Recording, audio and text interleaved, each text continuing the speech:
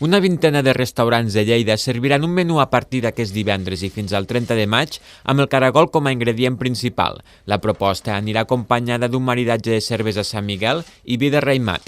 Aquesta iniciativa ha estat impulsada per la FECOLL amb l'objectiu de mantenir viu l'esperit de l'Aplec durant el mes de maig. Nosaltres hem proposat que fessin, evidentment, que hi hagués presència del caragol dintre del menú.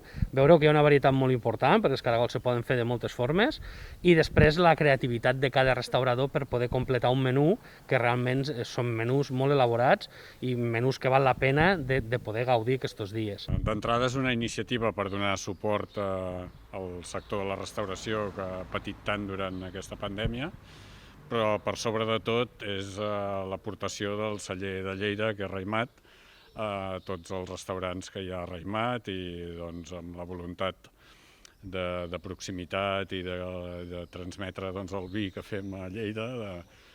Quina millor iniciativa que aquesta doncs, perquè la gent pugui gaudir dels caragols i del vi de Raïmat.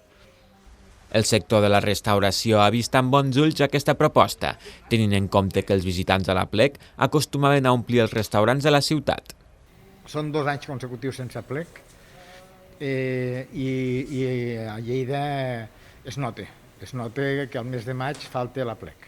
Porta molta gent, ens ajuda molt, i llavors és una manera d'aquestes coses de reactivar una miqueta la situació i que tots sortim contents i guanyant.